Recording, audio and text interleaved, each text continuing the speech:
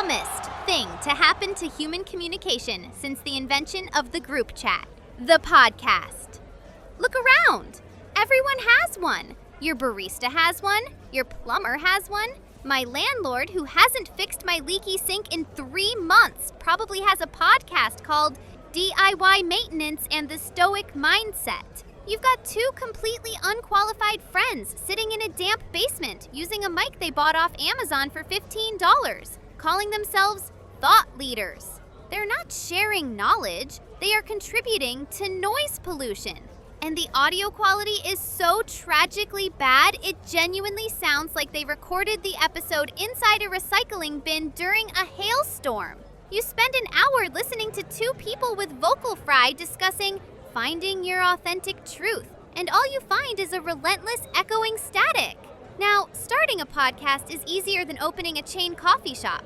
For a coffee shop, you need a bar and a machine. For a podcast, you just need a stronger desire to talk than you have shame. The market is so saturated, I bet the delivery driver's helmet has a mic built in, broadcasting his real-time philosophy on the ethics of urban traffic. You aren't listening to content. You're listening to digital exhaust. Every single person on this planet seems to have mistaken the ability to speak for the necessity to be heard. Let's discuss the research. The research level for 90% of these shows is precisely 3 minutes of frantic Googling before they hit record.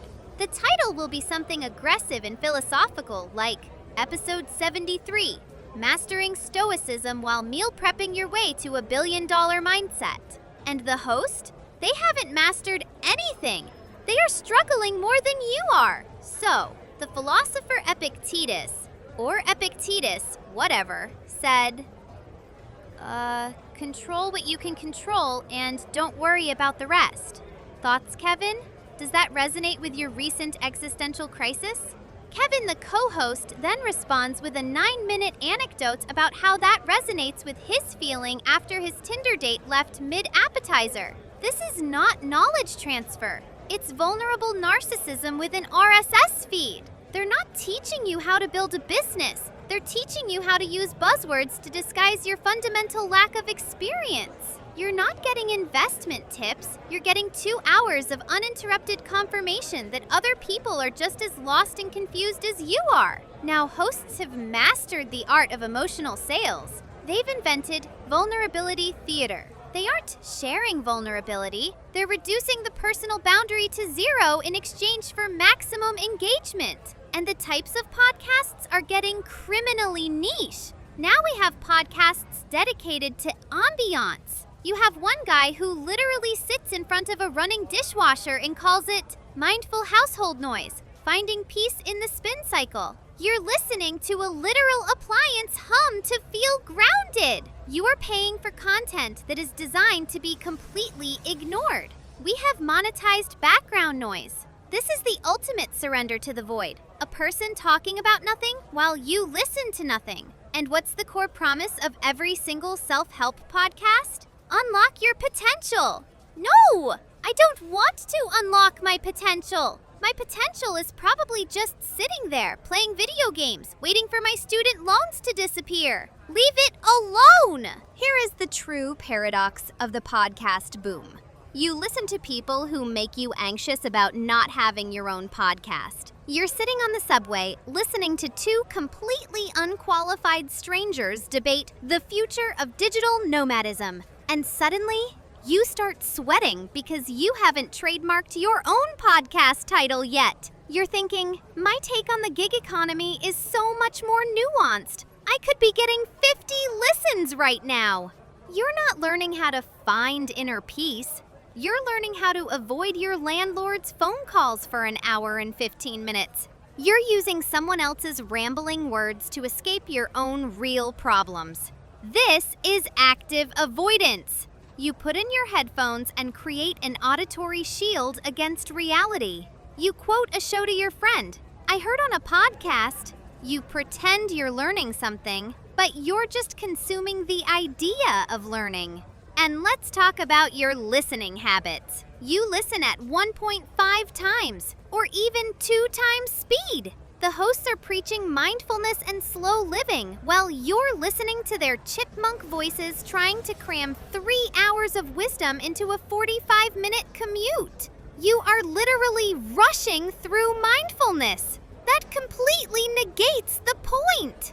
And then comes the monetization, the Patreon madness. You pay $10 a month for the executive producer tier just to hear one extra episode where they brag about their $400 microphone. They are monetizing their own budgeting failures, and you are funding your distraction.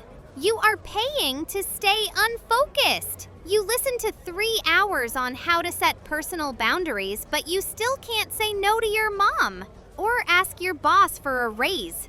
Knowledge has become anesthetic. It's the perfect loop of procrastination disguised as progress. And who fuels this noise pollution more than anyone else? Who truly believes their obscure thoughts must be shared? The Aquarius. Aquarius, the self-appointed architect of the human intellect. You think you're 5 steps ahead, floating above the rest in your intellectual UFO. Your podcast titles are never simple, never practical. Always something like Aqua Vitae, the socio-economic implications of oat milk packaging on the collective unconscious. You don't care about listeners. You crave validation. Your dream audience is your own ego. You think your muffled, badly mixed talk on the metaphysics of microdosing will change the world. Spoiler alert, it won't.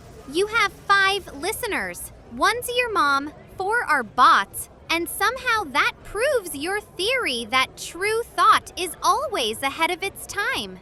You didn't start a podcast to connect. You started it to isolate yourself on a pedestal of fake intellectualism. You don't want a platform. You want a soapbox with no feedback. Let's zoom out. The podcast boom isn't about wisdom. It's about validation. It's 8 billion voices all talking at once, and no one listening. You can't fix your life by drowning it in someone else's noise. The solution is simple. Turn it off. Embrace the terrifying, awkward silence, because that's where your real ideas live. The universe doesn't care about your self-improvement journey. It spins. The stars burn. And you turn your loneliness into a public broadcast. Aquarius, you didn't start a podcast. You started a crisis with a microphone. Now go delete that mic and contemplate your life choices in blessed silence.